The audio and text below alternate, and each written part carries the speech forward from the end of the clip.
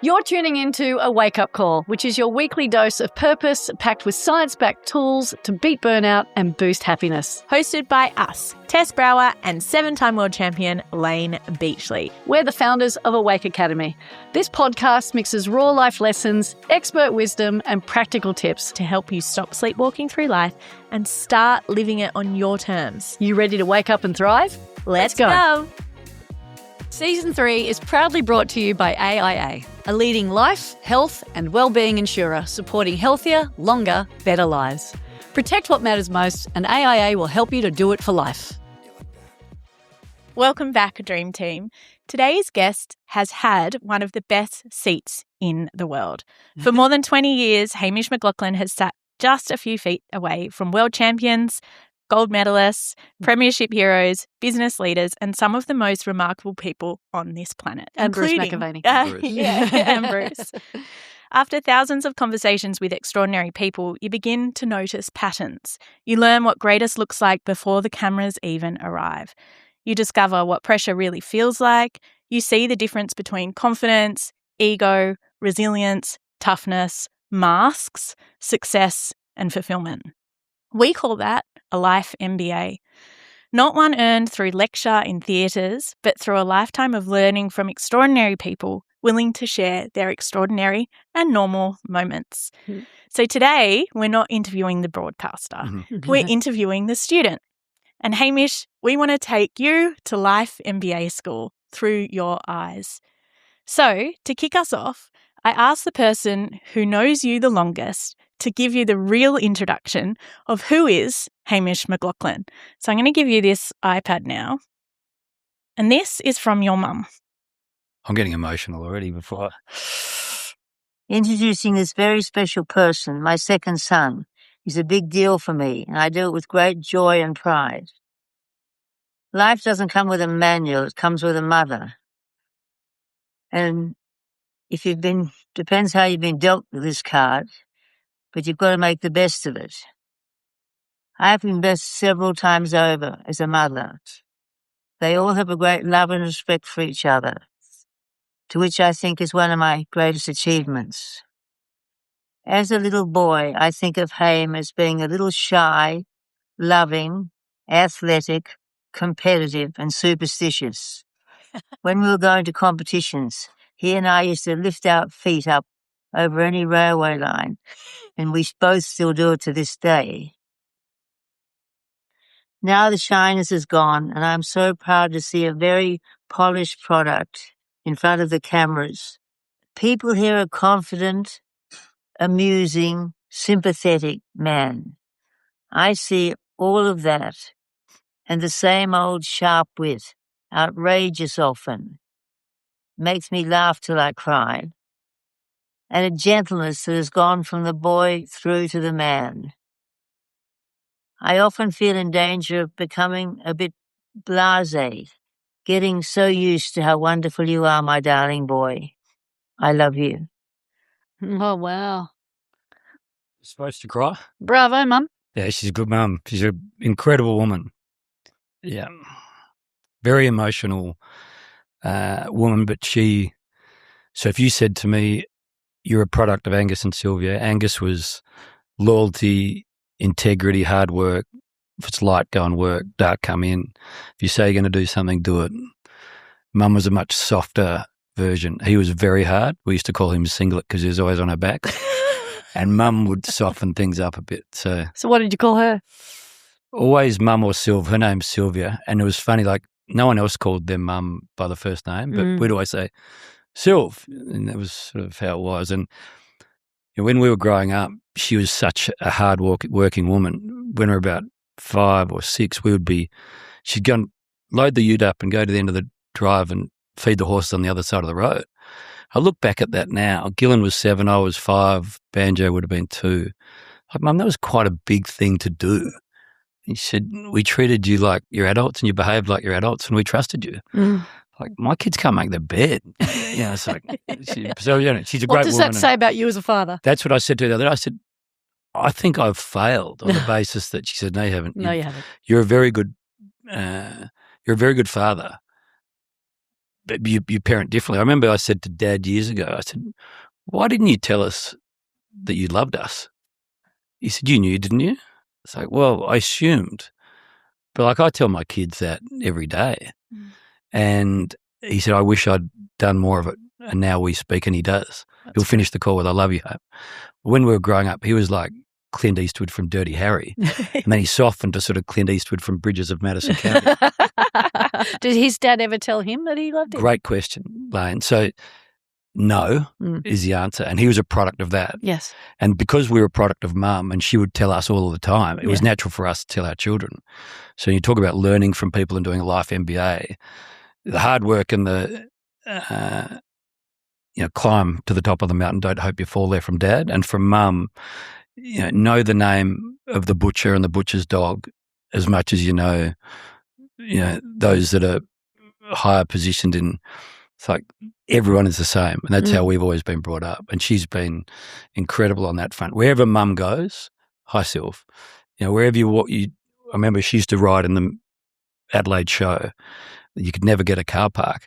But for 35 years, there was an old lady who she just knocked on the door of one day and said, if I give you $10 every day that I park here, does that help you? She goes, that'd be amazing.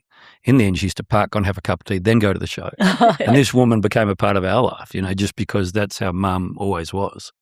So hearing that of your mum, and I was fortunate enough to experience the great Sylv. Yeah, right. What an incredible woman. And you shared with me that she helped form your EQ and your reading people. What has she taught you about being in the moment with someone and reading them and bringing the best out in them? I think there's probably an assumption that people are great, really good. And there's always good in them if you can allow that to shine. The one thing I think that she was incredibly clear on is that there is no hierarchy. And if you can see life like that, then everyone is a part of your clan. And I think I would hope that that's how I am now. So we have an incredibly close family, 3 brothers, sisters-in-law, Mum and Dad, separated but still very tight. And then there's 10 grandchildren. And I would hope that we all look at the world in a way where it's absolute equality because of Mum to a certain extent. And my 14-year-old daughter asked me maybe 6 or 7 years ago, I don't understand how racism started. It's like, that's an interesting question. What do you mean? She goes, well, I understand what it is, but I don't understand how it started. It's like, it's a good question. It's a great question. It's the majority taking advantage of the minority, in essence. She goes, but it was such an arbitrary thing. Skin colour, could have been hair, could have been eye colour, could have been height. It's like, it could have been any of that. It was such a nice, innocent way of thinking. And I hope that my kids' view of the world is like that ongoing. It's like, how does that happen? And Mum was always a bit like that. If it's wrong, make sure you let people know it's wrong. Yeah, or question why it is so. Yeah. If you see something going on that's not right, you make sure that you step in and say what you feel. In the boarding house, if a kid's being bullied, or if you can see someone is in the line and can't pay for something, you pay for it. And it's always been as simple as that for her. And Dad was an incredible guider as well. But she simplified everything. Everyone was always equal. And I think she was a big believer in treat people as you would like to be treated, have great manners, be respectful, the rest will take care of itself. Beautiful. Yeah, beautiful values to live by. Yeah. And you hope that you pass them on down. I started watching a series called The Medicine, which has got Michelle Pfeiffer in it, and it's another Taylor Sheridan. He writes Yellowstone and Dutton Ranch. And it was husband and wife living in New York. The husband always found time to go and fish in these incredible mountains, and his happiest place would be in a very simple hut. He dies. She's never been there. She goes, and she looks around, and all of her children are New Yorkers. And they say, let's go to here. Let's go. Let's sell this place and let's go. She says, no. I now see what he sees.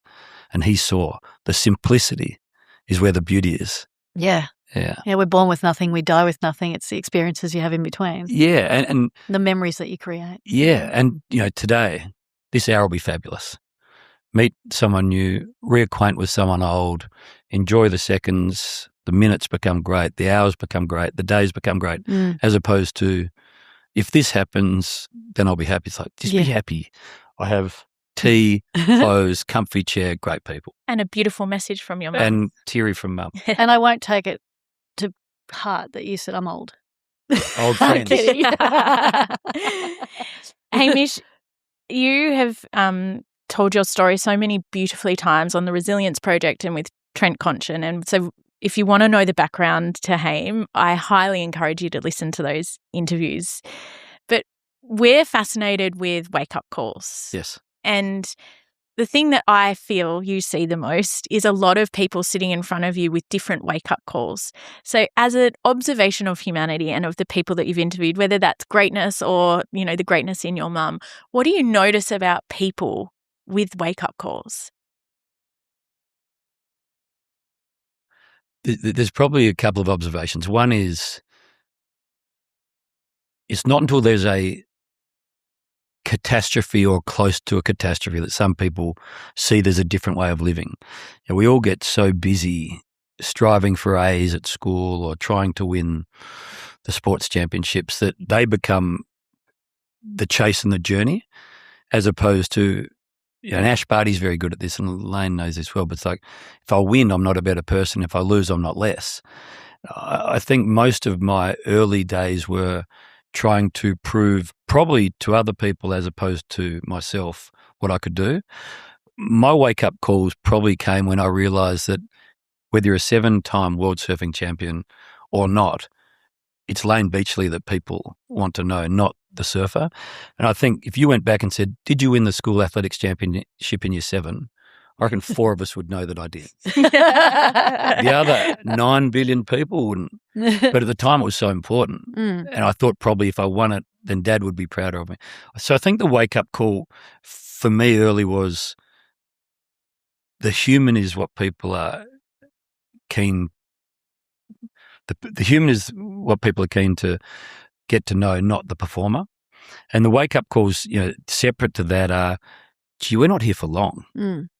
So look, what do I want to do for me personally, as opposed to what do I want to do for everyone else? And you know, when my eldest daughter was born, long program with IVF, at 8 months she started having seizures, and we were told that she was a 10% chance of dying in hospital, 80% brain damage for life, 10% getting through. She got through, but it was then that you realised, gee, this is fragile, this journey. Yeah. And Agassi talks about, you know, tomorrow's not guaranteed. So many of us assume it is, and for a lot of us it is until it's not. Yeah. You know, you talk about the high performers, the Kobes and the Bruces and the Laynes, and I think there is an innate desire to perform, and there is a genetic gift in there somewhere. But the common denominator for me is they all realise without the work and the obsession, you won't get to where you want to go. And the sort of the, whether that's from a loss somewhere or an observance of someone else who they want to be, the one common denominator of all of those guys that have, and women that have achieved incredible things, the self-belief and the nature and the nurture and the desire to do more than anyone else. Like Kobe, when I spent some time with him, he did 2 hours before breakfast every day.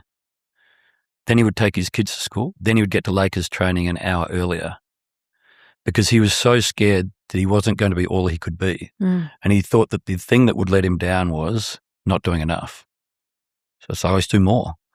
And if you look at so many people, they're disappointed with their outcome. But then if you ask them, did you actually do all that you could have? Did you do Almost always the answer is no. Yeah. Because your character is defined by who you are when no one's watching. Yeah.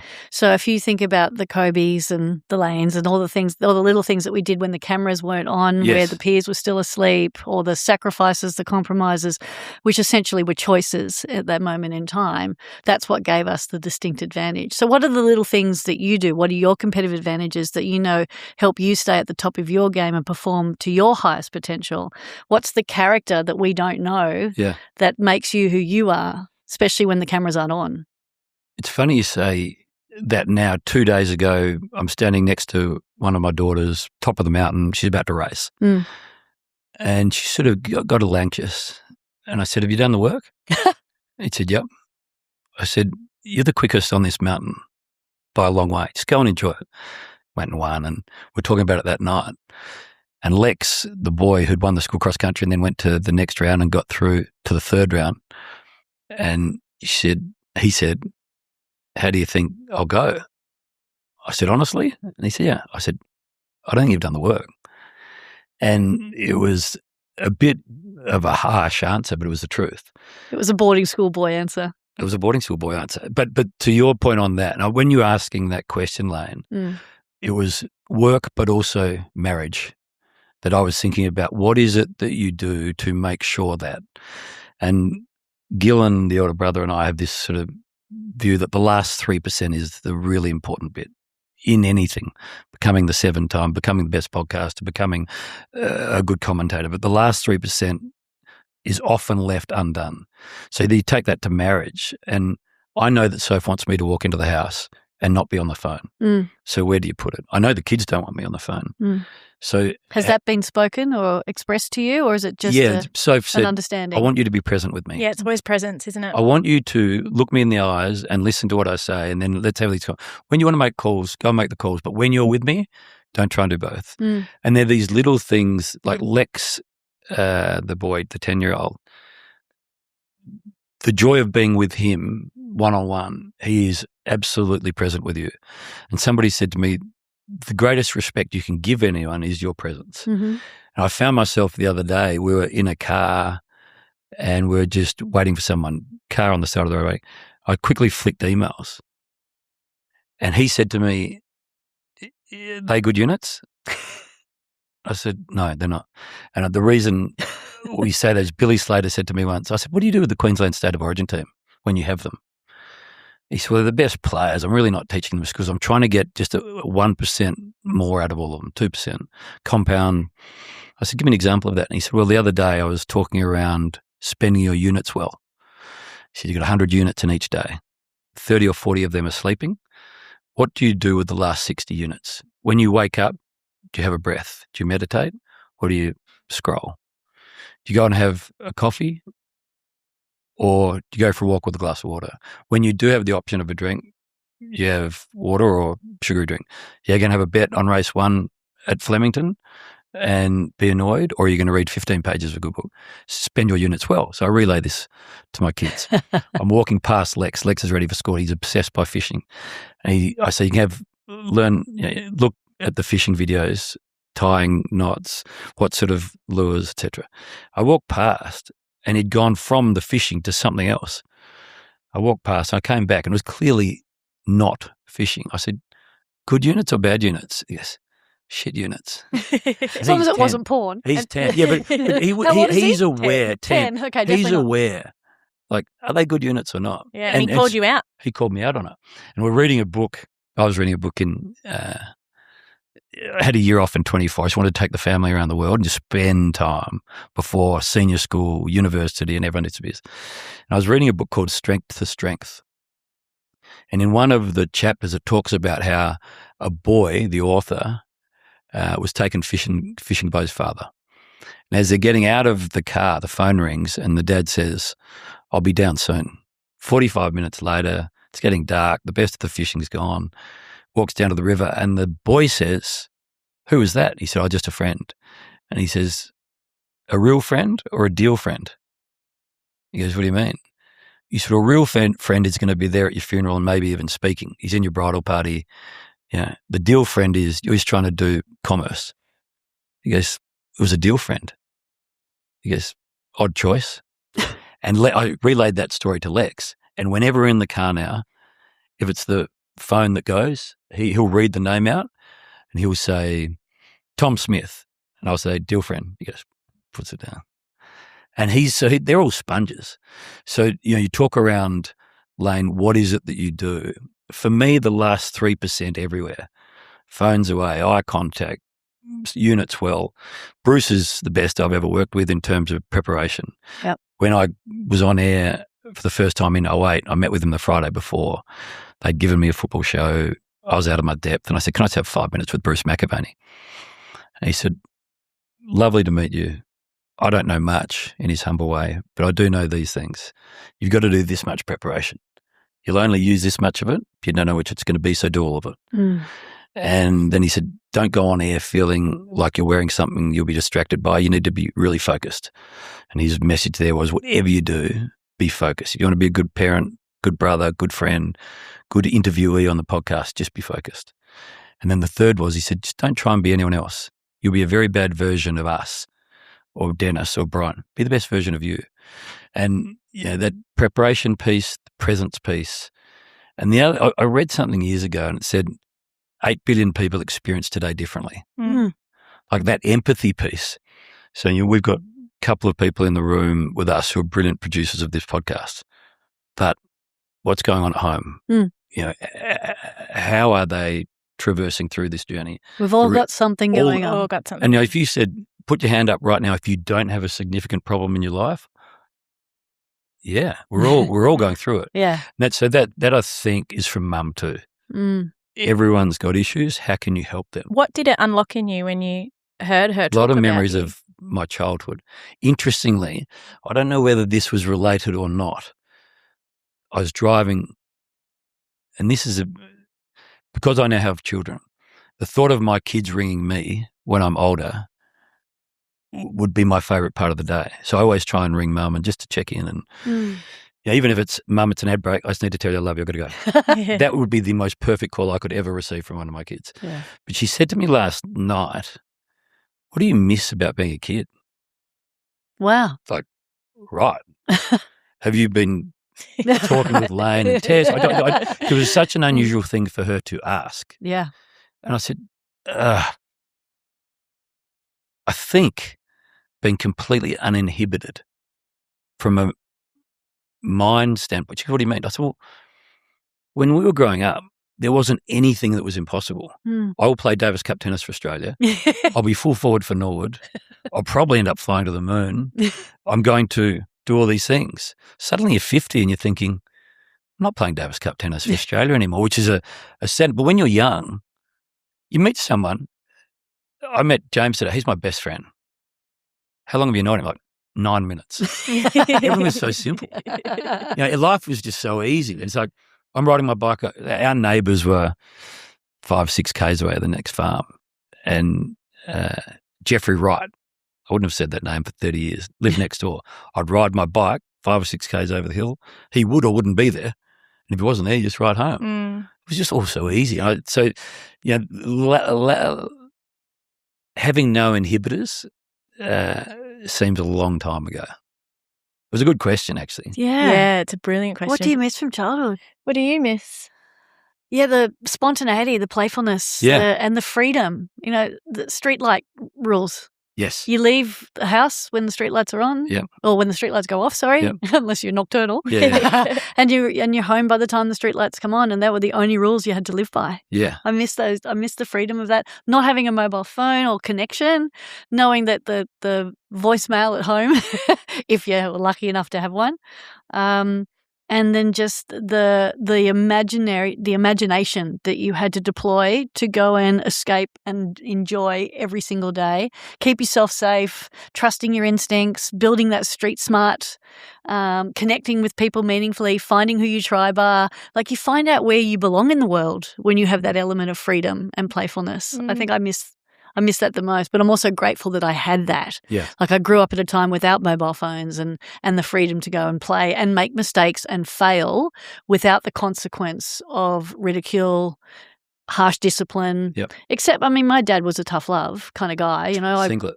He was a singlet. He wasn't always on my back though, unlike your dad. He was just always, similar to your dad probably. He wanted, as you have expressed, my dad wanted the best for me. Yep. And as parents, we believe that what we want for our kids is the right thing. But as you've so beautifully said, what you want and what is right may not be well aligned. But my dad basically just wanted me to get on with it. So I cracked my neck surfing as a 9-year-old in the sandbank, and he's like, "Lie down, you'll be right. Get over it." And I ended up with a spine that was going the wrong way for a little while there. Yeah. And so that tough love process has resulted in me being a silent sufferer because it's not safe for me to express that I'm not going okay. Still? Yeah, still. But I'm aware of it now. Yeah. Sometimes she still needs to be called out on. Oh, yeah. Tess called me out on that yesterday. So it's nice to have a dream team of support and also the self-awareness to accept that when someone is telling you, is that a deal friend or a real friend? Yeah. And you accept, oh, shit, I've been called out. Acknowledge that it's coming from a place of love and compassion and empathy, which is a beautiful lesson. What about you, TB? I had this moment the other day lying in bed with my husband and my 4-year-old son, Benji. And it was like a Sunday morning, and normally I'm up at the gym or walking the dog. So my husband and I try to swap so that we can at least have some gym time or some alone time. And I was lying in bed and the sun's coming up through the trees, and it was just one of those beautiful still mornings. And I decided to stay in bed. And it just reminded me of being a kid in my mum's arms. Like, you know how mums were always warm? Well, unfortunately, Lala, you didn't get to experience that. But I'd always jump into bed with mum and she was always so warm. And we'd just read books. And it was just that peaceful, quiet, nowhere to be, nowhere to go, nothing to check. And I just laid there and just absorbed his laughter with my husband, and we read books together. And that's what I miss, is slow, gentle time with my mum. So I've got 14, 12, 10. If I had my time again, I'd be much more disciplined on myself around the presence piece. Yeah. It's just raced through those 14 years. Were you on a mission to get somewhere? I just don't think I realised how precious the hours were. So Soph says, you're being too hard, you're incredible. But it's like, I remember I would be in a room, and rather than just having them there and the phone turned upside down, I might be, like, what am I doing? Yeah. And so if you Good said, units, bad units. bad units, like just enjoy this. Yeah. My daughter, that she's 14 the other day, she said, I wish I'd grown up when you grew up. I said, why is that? She goes, there are so many distractions. I was like, that's an interesting observation. We were in Indonesia the other day. Great friend called Todd Bennett's got 5 kids. He said, I've found this island called Sumba. You didn't know it because of the surf. I love Sumba. Flew to Bali, another 70 minutes, and then we drove for 2 hours into the sort of almost like the jungle, to this incredible Hawaiian couple had put these 12 huts on a cliff. And then Todd said, day after tomorrow, I've got 100 balls, 1,000 pens, pads. We're going to take them to the local village.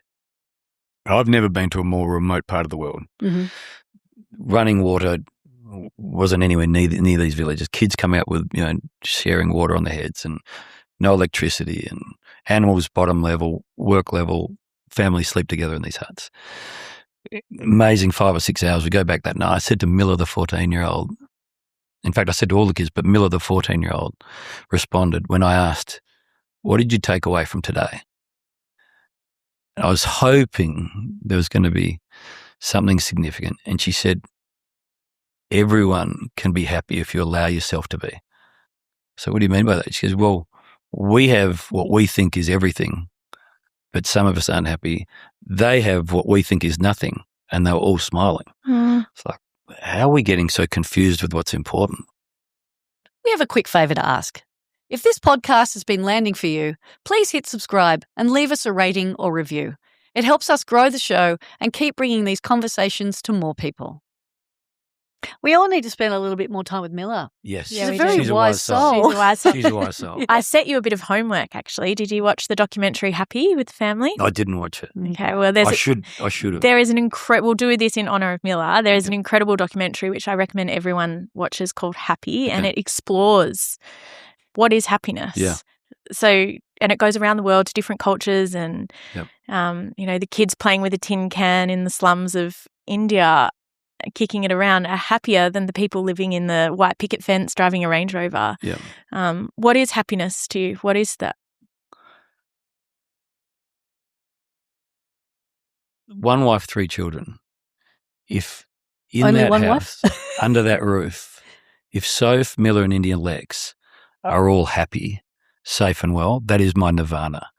So Layne's done incredible things on a board. You've done incredible things behind a mic, on a TV screen. But the truth is, none of that means anything to me compared to. So wife, kids, are so far over there compared to the rest of whatever the measurement is. So if you said measure success for me, it's the smiles in the house. And Dad said to me 35 years ago, I would have been 15. He said, you're only ever as happy as your unhappiest child. Yeah. I didn't know what he meant really at the time. And as a result of having kids, the happiness level oscillates depending on what's happening. Kid comes home from school, has been bullied. It's like, I've been bullied. Yeah, of course. Kids battling with an illness, or it's like, I'm battling the illness. And it is incredible how when everything is 10 out of 10 or 9.5 out of 10, how the world feels like the greatest place in the world. And when one is at 3 or 4, so in light of today, I've been giving lots of different things thought, but if you said, what do you want to be? The obvious is loved and happy and healthy. I think content. When everyone is content, it's a Friday night, the week is finished, and I'm lying on the couch with one of them here, and you can smell what's about to be eaten, and everyone's had a shower, and everyone's happy, sharing stories like, this is it. I don't want to be in Paris. I don't want to be in Rome. I don't want to be front row anywhere. This is it. And I don't say that to try and be cliched or like, that's it. So we were in Sumba, the island, the other day with this beautiful family, and all the kids were just swimming and playing, and they were collecting these, the rocks laying there on the beach, just perfectly smooth. Yeah. And hours would disappear collecting these rocks. Like, this has been the best 3 hours of the year. Waves rolling in, kids collecting rocks, us sort of sitting there just talking. Not a phone or a mobile tower in sight. Not a footy game inside. No.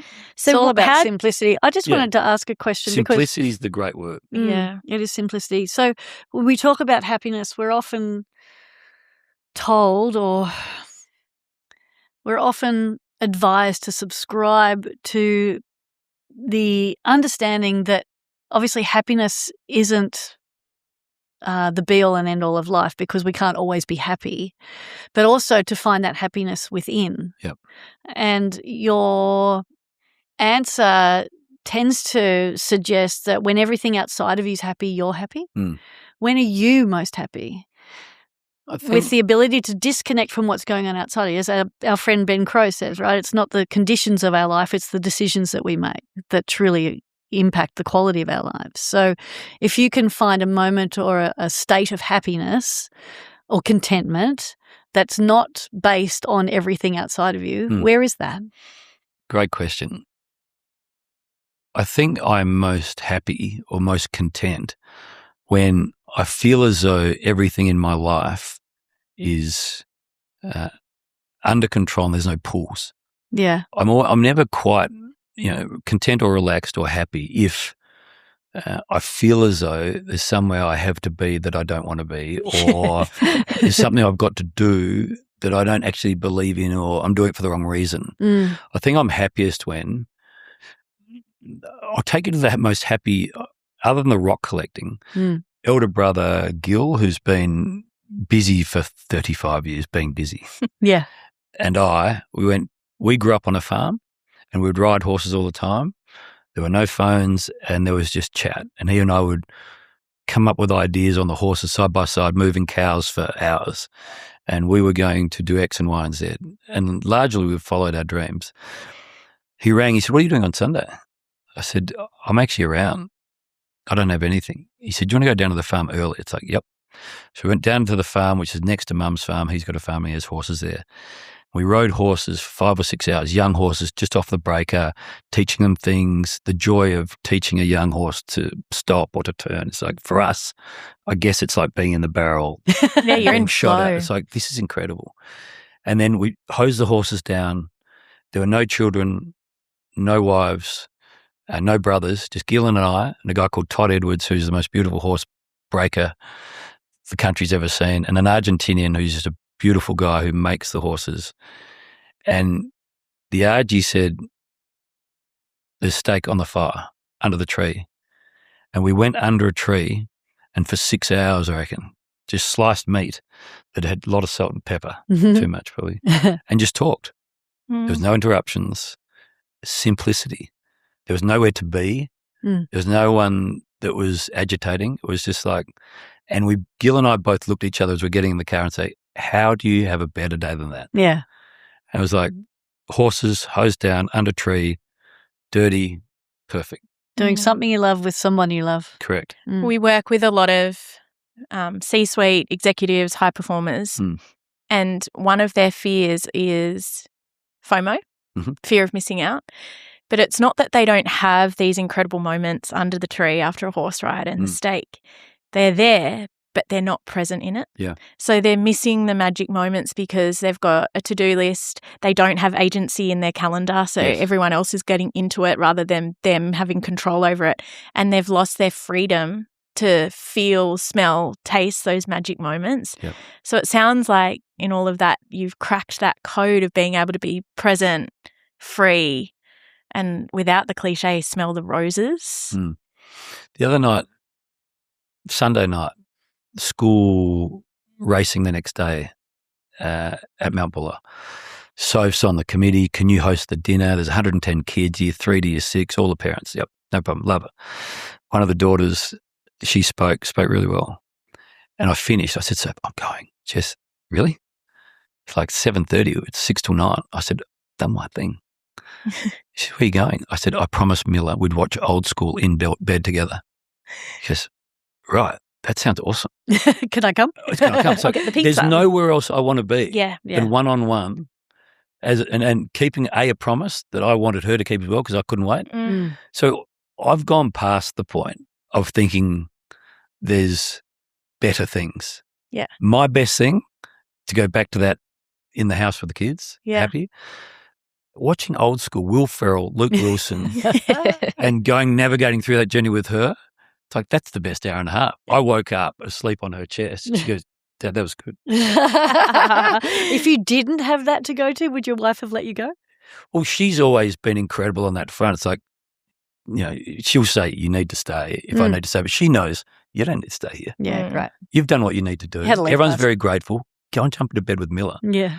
And I find myself often, and Gil's a bit the same, I think, we'll find ourselves, there'll be a big group. It's like, I just want time with Layne. And I just want if I'm here for half an hour, I want half an hour of great chat with Layne. I don't want 40, 45-second nothings. Yeah. Or sort of like, that doesn't nourish me. Yeah. I want to learn something from Layne or feel energized from Layne or Pete Summers or Nick Smith or whoever it is. Like, I think historically I thought it's going to be something. Yeah. I've just slowed. Yeah. So when it comes to building those relationships with friends and family, obviously as you're getting older and wiser, you're realizing you're valuing what's important to you. You're prioritizing what's important to you. So what are some non-negotiable boundaries that you put around your time and energy? Nick Revolt, Yeah. captain of St Kilda, he's lost his sister years ago, and I've always tried to help with the foundation. And he said, "Can you host our dinner again?" And I've always said yes. And for the first time, it was on a Saturday. I said, I can't do it. He says, "How come?" I said, "Because I've committed to Lex that we're going down to the farm, and my non-negotiables now are Friday nights and Saturdays and Sundays are with kids. I do Thursday night football. Chris Jones, head of sport, who you know, Layne, he said, "What do you want to do?" I said, "I want to have Friday nights cooking sausages at the Pran Footy Club, and I want a goal umpire on Sundays." He said, "Do you know that 2 of our 3 days are Fridays and Sundays?" I said, "I know." He said, "Well, you sure about it?" It's like, I can't be more sure. So he said, "Okay, you do Thursdays. Do it." I do an interview show called Unfiltered. I couldn't be happier with that decision. 90% of the time you spend with your kids is before the age of 16. I can't give up lots of days. And if you guys had said to me, this podcast, in fact, I think we've changed this because of a kid. So one of the kids was doing something. It was a cross-country run. It's like, could we change it? It's like, yep, let's change it. Whereas I think historically I would have said, I think I've got to do the podcast. Whereas now it's like, I am definitely watching the cross country. We'll work the podcast around it. Yeah. And that shaping in terms of the non-negotiable stuff is, what do I love most? Friends, family, kids, everything fits around that, as opposed to this is what's happening and everyone needs to fit in. That's the rethinking. Because a lot of people are, they're working dead-end jobs or 9 to 5s, like they're flogging themselves to provide for their family and, achieve all the things. Yeah, there's a lot of shoulds. There's a lot of shoulds. What's helped you detach from the shoulds? I think death. Death? Probably. An awareness of it? Well, everyone I thought wasn't going to die is going to die. Of course. And a lot of them now have. So Neil Danaher, you talk about life lessons. We'll talk about Neil.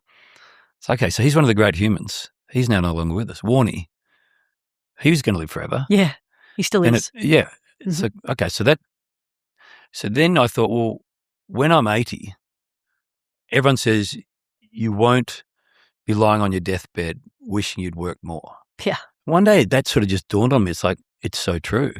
And years later, I found this, which I think sums what we've been talking around and probably sums up a wake-up call in terms of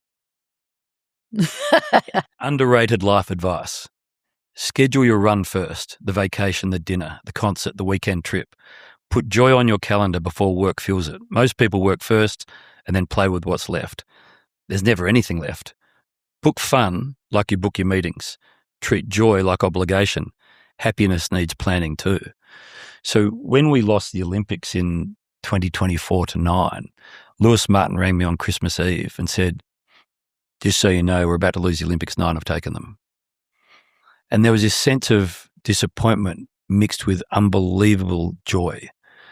I remember taking the call. I was at the farm, walk into Soph and say, the Olympics are off in 2024. He said, are you disappointed? I said, I am, but we've been talking about doing that year. I said, let's do the year. She'd always said, let's travel as a family for a year. And it was never going to be the right time. And it's like having kids. It's like, it's never the right. There's always a reason why. Yeah. So I said, Soph, let's do it. So where'd you go?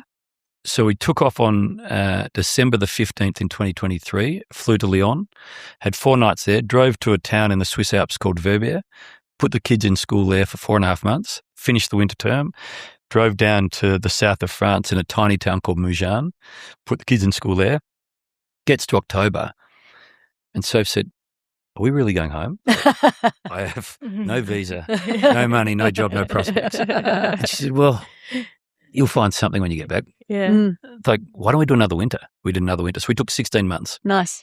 And the joy of that trip was in the hidden corners. A gondola broke down hour with Miller. Race in Italy, the 2 hours on the bus to get there with Indy. The first fish Lex pulls out of the ocean together by ourselves near Antibes. We woke up. I said, do you want to fish tomorrow? He goes, oh, he's obsessed by fishing. He said, yeah. I said, where are we going? I said, you choose. We'll go. We go down to the fishing shop the next morning. It's not open for an hour and a half. He and I just lie under a pencil pine, just chatting. Unbelievable hour and a half. Go and grab the rods once it opens, drive down to Antibes. Not knowing where we're going, we're walking along the foreshore and all these restaurants. And Lex says, how are we getting around? I said, I think he's going to have to walk straight through the restaurant. These people in linen with jewels. There's 2 Australians walking through in board shorts. Those moments, he catches his first fish. We spend the day fishing. We get a pizza on the side of the road in Nice on the way home. And he says, you can't tell Mum. That's the best day of my life. Falls asleep on the way home, holding a fish in the car. Get home, put him in bed, wake Soph up. So he said it was the best day of his life. They're the moments. They are the moments. And when you were talking about what you missed when you were a child, I was thinking when you said, and then I rode my bike home, and then the tire pops, and then you have to find, and you hitch a lift. It really is the magic in the moment. Yeah. And I feel like what you read then is our mantra, and why businesses bring us in is to remind people what humanness is. Yes. I feel like you've got a good read of humanness from within. And I'm really interested to know what you've learned about some of the people that you've interviewed. So can I roll through the list? And can you give us what that person has taught you about being a great human? Yeah. In one sentence almost. Yeah. One sentence almost. Yeah. And I do want to reflect that you've harnessed storytelling so beautifully that you apply that to your life. It feels like you've made life a movie and that you're getting all of these different snapshots. And to to our dream team who are listening today, it's like those movie moments really do exist. You just have the courage to feel, smell, taste, and store that memory, because those are the memories that get us through when the wake-up call happens or when you need it the most. It's like they really do matter. You're talking about the seconds becoming the minutes, becoming the hours. I can't emphasize it enough. That is truth.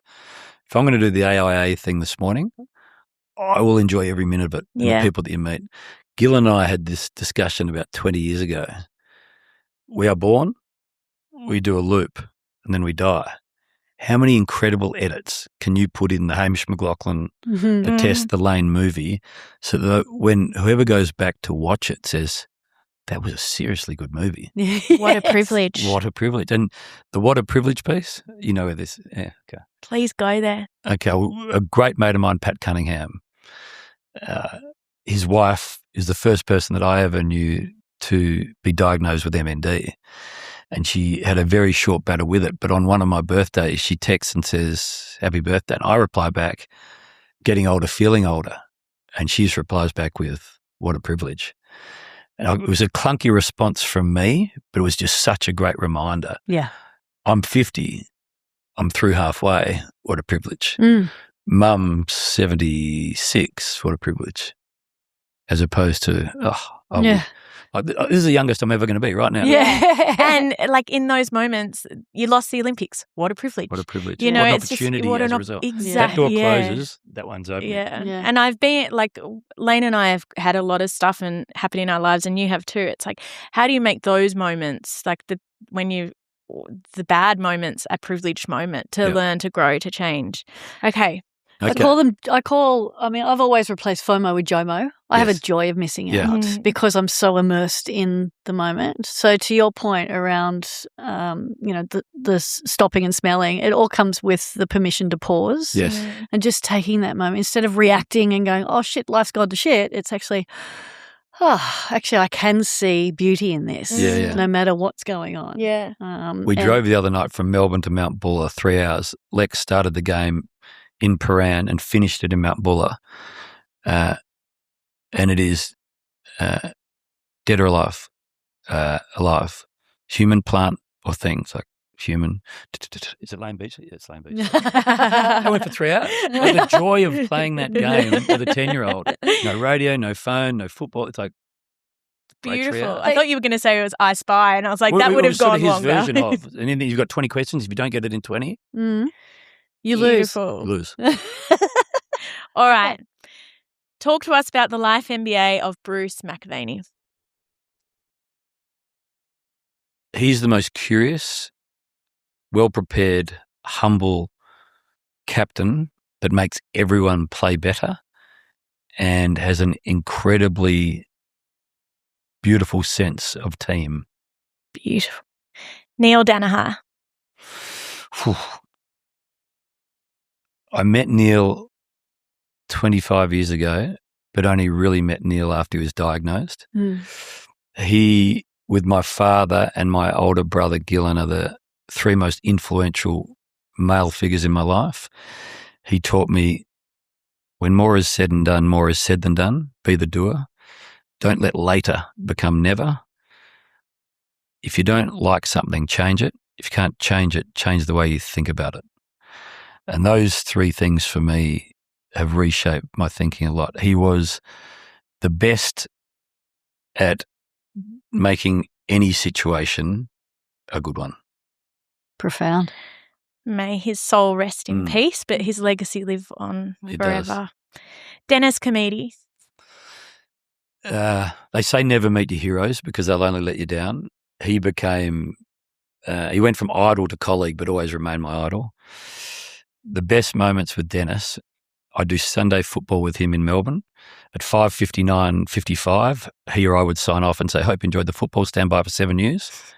Then we'd say to the producers, thanks guys, loved it, see you next Sunday. Headphones off. Dennis would then reach down into his black briefcase. He'd been staying at the Grand Hyatt for 30 years. He would steal 2 scones from the buffet in the morning. He would wrap them up. He would then unwrap them at 6:01. I knew my role was to get 2 cups of tea. He would undo one passed to me, and he and I would eat a scone each for about 25 minutes, talk. I'd be mentored and tutored by this beautiful soul. At 6:25, his driver was called Raj. Hamish, I've enjoyed it. Raj is waiting, and so is V. He would get in the car, go to the airport, and fly home to V. And he and Bruce are the best two multi-sport broadcasters the world's ever seen. They're the most humble guys. I got to be in their orbit for a little bit. Long answer, but beautiful human. I trust the scones are not stale by 6 o'clock at night. He would make the napkin moist, so it kept the moisture. Oh, he Genius. was a true pro. 3%. pro. He knew the last 3%. It really matters. I was reflecting because I travel a lot with LB and Kirk, actually, and we go to a lot of restaurants and even just in the street. And I do have to say there's something legendary about when people meet you guys like that. Never meet your hero because they'll disappoint you, but you guys always give everyone the time of day, the love, the respect, because it is a big moment for people who've idolized both of you in some way, shape or form. What does that take when you're tired, when you're so burnt out and someone stops you and is like, Layne, you're my idol? Well, it takes 10 seconds to make a commitment to make their lives better. That's all it really takes. It's just putting them ahead of your own whatever's going on in your world. And it takes 10 seconds. And it's just like, hi, look them in the eyes, connect with them. Nice to meet you. Have a great day. Can we have a selfie? Sure. Bye. There's one of my favourite stories. Yeah. Is Frank Sinatra. So Sinatra had this guy that was always with him, call him Reg. Yes. And Sinatra was the Taylor Swift of the time at his peak. And people would wait for the shows as he was about to get into his car for a photo or autograph. This one guy had been waiting, and Reg says to Frank Sinatra, Tom would love to meet you. Tom's been a fan all his life. So he has a photo with, or signs an autograph, has a chat, and then says to Tom, take these cufflinks. And it was just a mind-blowing experience for Tom, who then goes off, get in the car, and Reg says, Mrs. Sinatra, that was incredible. You love those cufflinks? He said, yeah, but it's just a pair of cufflinks. When I died, they're in the box with all the other cufflinks. That family has that story forever. Meeting Layne Beachley on the side of the road, some of that photo sits forever. I met Paul McNamee in 1985 at Memorial Drive, sitting with Dad on the side of the court. Elders had asked us as guests. I love my tennis. I said, Dad, could I get an autograph? He goes, just run over and see if you can. There was no security back then. I ran over. I sat next to Paul McNamee. He signs the autograph card. And then he says, take this towel. Oh. I've still got the towel. You order. Do you know what I mean? I mean, don't you find that, to your point, 10 seconds. 10 seconds. I'm talking about it 35 years later. Yeah, that's true. Make moments matter. But fortunately, we're not like Tay-Tay or Frank, where you've got 100,000 people lined up for 10 seconds. But you are, Layne. You undersell yourself. Oh, thanks. 7-time world champ, but makes people's lives better. And, we're on the boundary where people say photo. It's like, for sure. And I'll say to a kid, jump over the fence. Yeah. The security guy go onto the ground quickly, come meet Patrick Dangerfield back in. Or they're at the lift at half time. Yeah. You look at the youngest kid in the room and they say, yours? Yeah. You go, you want to come and watch the second half in the commentary box? Like they so matter, easy. don't they? What's it like? Doesn't make any difference to me. Yeah. I love giving these kids what I would have just died to do. Yeah. Okay. Yeah, Benji, my son, ran out with the Giants on the weekend. And I've worked with the Giants for over 10 years and when I worked corporate, but I've stayed close to the club, and I asked Dave, I said, look, it would mean the world to him. And the way that they moved you through that whole experience, and they understand the moment, and that's what, to me, that's what greatness is understanding the moment for someone else and helping them see that through their eyes. And I know it'll be a moment. I mean, he hasn't taken the jersey off yet. But other people that have taught you this, Kobe Bryant. I've never known anyone care more about detail. So I was asked by the company that manages me, would I do an interview with Kobe? It's like, yeah, of course. How do I get involved? They said, well, he wants you to do it. It's like, don't be ridiculous. He doesn't know who I am. He said, well, this is the guy. I said, what do you mean? He said, well, he's being paid a lot of money to come down and do an interview on stage, 6,000 people. And he said, I'm happy to do it, but I need to choose who's interviewing me. I said, so how did he choose me? He said, send me 4 tapes of the most likely candidates, 3 minutes each. And he likes your stuff. So the moment comes, the day before, get to go and meet him. He's in his hotel room. I knock on the door. One of the agents opens the door next to the publicist, next to the agent's publicist. And he's sitting on a couch just through here. He looks over, walks over, puts his hand out and said, Hamish, I'm Kobe. I said, yep, you are. I said, can I just ask one question? I said, why am I here? Yeah. He said, well, I chose you. I said, I understand that, but is any of this true? He said, well, 4 tapes. I said, but what was it about my tape? He said, you and I are pretty much the same age. Our wives are pretty much the same age. You've got 3 kids. I've got 3 kids. You can interview 7-year-olds on the side of the ground. I've seen you do stuff with Federer. I've seen you do stuff with prime ministers. He had another kid on the way at the time. He said, I think it'll work well. So one of the things that people said about him was he was too demanding. But he demanded so much of himself. He's let nothing to chance. Bruce McAvaney did the preparation. Yeah. So he said, I'm coming down here getting paid an incredible amount of money. I need to be incredible. Part of that is who I'm on stage with. Why would I leave that to chance? That last 3%. Yeah. Did he put you at ease? The best. Yeah. Stand up, walk over. Hi, Hamish. I'm Kobe. It's like, oh my God, I'm now not terrified. Yeah. Brilliant. Yeah. At ease. At ease. Layne McLachlan.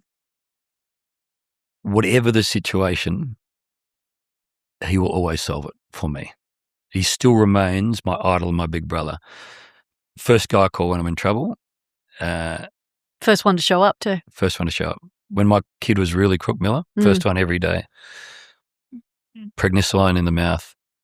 Like if I get to the phone now and something horrific is there, I ring him before I ring anyone else. Before you ring a lawyer, ring Gil. Ring Gil. What a man. Roger Federer. I would think that if you're trying to describe him, he's everything you hope he is. So you see a man on court that is completely in control and a beautiful soul, cries when he loses, cries when he wins, arm around Rafa, great rivalry. We would have 6 minutes before the Australian Open final with the 2 finalists individually. Let's say it was Novak who would walk in and say, hi guys, be beautifully pleasant, do his 6 minutes and disappear. Roger will come in and say, hi, I'm Roger. I'm Layne. Hi, I'm Roger. I'm Tess. Hi, I'm Roger. I'm Hamish. Sarah Klein doing makeup. Mark Cullen, floor manager. Hi, guys. It says 6 minutes, but if you need 12 or 15, no problem. If you needed another language, he would do it all. You'd finish. And then he would say, everyone happy? Everyone good? Mark, you happy? Sarah, not shiny? Layne, you happy? Tess, you happy? Okay, guys, thanks very much. And everyone would just go, I want him to win. Yeah. He was so aware of everyone's equal importance. Back to Sylv. Mark is as important as Sarah, as important as Layne, as important as Tess. Layne Beachley. Well, why am I on the roll call? I grew up loving sport and I gravitated to the best. I loved music. So when I read that Layne and Kirk were hanging out together, it's like, imagine being a sort of a surf god married to a rock god. Then one day the worlds collide. I meet Layne. It's like, she's so awesome. A bit like the Federer piece. At ease, always remembers your name, remembers the last conversation, nothing arrogant about it. It's like, that's how to behave when you're the best in the world at something. Or not. It's the same. Yeah. But you should come to the pool room. Yes, we'll invite you over to play Where's the pool pool in our trophy room at home. They have a pool room and the pool table is massive, so you've kind of got to move around Full the size, sides. where it's Yeah, it's full exhausting. size. Although it's not full size, but It feels it. On one side of the room is limoncello. Well, it's a bar. A bar with all of these shot glasses from all around the world. And then the other 3 walls are chock-a-block, either in excess awards or what takes up most of the trophy room is Layne's surfing trophies, like world titles, everything. And the rule is you have to have a shot of limoncello. We play Kelly ball. So it's a game where you're given a number and we play it in reverse. So the idea is to keep your ball on the table for as long as possible. If you win, then you get to ring a bell because rip curl folklore, you can't ring the bell unless you win you're it. winning, yeah. So in our house, if you win the game, you get to ring the bell. That exact bell. Yeah, the bell, because I've got 3 of them in You the ring bells trophy. 3 times. Yeah. And then you have to do a shot. And we've got an abundance of alcohol from a variety of different parts of the world and a variety of shot glasses from all over And a variety of limoncello. And we don't want the same person winning all the time. And it is the funnest experience because you realise you're sitting there among so much history and you're like, well, what about that one? And you could just keep going and going and the stories that come out. As you know, every trophy and every accolade, every award has a story behind it. Yeah. So pick a trophy, pick a plaque. So we'll have you over. That house has so much to tell. Yeah. I mean, I watched the what's the Michael's doco called on Netflix? Just been recent. Hutch. Oh yes. Or Music Star or something. Yeah. I was watching it and I was just seeing Kirk in it. And I've been lucky enough to have dinner with Kirk and Layne with the team at AIA and other times. It's like, it's never about Kirk or Layne. Never. They ask more questions than they get asked. Like, to be interesting, be interested. Layne is interested. Yeah. And you deeply care about people too. It's like it's to help them, not to put them down and to learn about them. Yeah. No non-judgment. Okay. Well, I wasn't always like that. Yeah. Especially as a competitor. Yeah. That's what growth does. I was very fierce. I didn't get what you were doing. I just want to know what your 3% is so I can go 5. Yeah. Okay. Sophie McLachlan. I never thought I'd get married because I didn't think I'd find someone I love more than myself, and then met her. You sound like my dad. Well, I met her, and within, I think a week, it's like, I'll marry her. I married her a year later. I was like, she's everything I want. She's low key. There's no airs or graces. There's what has she taught you about life? That you don't need anywhere near as much as you think. Yeah. That the happiness is here in the moment. That all the stuff that the majority are chasing isn't worth chasing. And you can see that weave through the way that you move through life and notice the moments. What about Oprah? So she's the greatest at disarming. I was terrified when I had to interview her. It was for Swiss multivitamins. I flew to New Zealand. I had to interview her for half an hour before she gave a speech to 3,000 or 4,000 people. I was at the side of the stage. They said, she'll be ready for you in a minute. I'm sort of looking at her, seeing how she's dealing with her team, very kind, soft. There was nothing abrupt about it. And she just saw me. She walks over. I can see she almost says, Layne, Tess, just hang on a sec. Walks over. She said, Hamish, thank you for coming. I imagine Sophie's very disappointed you've got 2 young children with her, but I'm saying thank you. Knows my name. Knows my wife's name. Know that I have 2 children. Lex wasn't born. Understands how tricky that is for a mother. Understands that I've given up time to be there. It's like, it's like reverse engineer this discomfort. But she was incredible at making everything easy. So on that note, making life easy, we like to wrap every episode with our AIA Do It for Life toolkit, where we explore what people can do now to help them in their lives, whether that be to be more present, more connected, more free, or just take care of their own mental health and well-being. What do you feel called to share as your toolkit? 1 or multiple? Give us 3. It's your top 3. Okay. We're looking for 3%. They can be 1 each. Great. My body I've neglected for probably a decade in terms of movement, input, and over the last year or so I've got back on track on that. I feel completely different. I got sort of busy being busy with kids and work and forgot that a walk in the morning for an hour and a half or a yoga session or meditation was where it needed to be every day. So I would think look after yourself as much as you're looking after others. Being present is the greatest gift that I can give my family and my friends, and I've been guilty of not doing that. So that for me is a really key piece. And then I think, and Layne mentioned it earlier, the simplification. We can all over-engineer and overcomplicate our days, but if it's school cross country, I'm going to the school cross country. If I can get to take my kids to school every day, I'm taking my kids to school. And not got to, I get to. We didn't think we were going to have kids. We have 3. I get to take them to school. I get to pick them up from school. I heard someone the other day, the question was, who are you jealous of? And the answer from the actor who's in Better Call Saul, he said, I'm jealous of the parents who have full cars, kids arguing, rushing to the next commitment, filthy chips and crumbs everywhere. He said, I get into my car now and it's clean and it's silent and it's dreadful. So I think I'm aware that this journey that we are on right now is an incredibly fun time, and to be around the kids as much as I can. Beautiful. Complete this sentence. Your wake-up call is not to wait until... It's too late. Beautiful. That's gorgeous. Hamish, thank you for bringing all of you to this interview today. Thank you for bringing your honesty, your humility, your wisdom, your mum. Yeah, mum. What a treat. What a treat.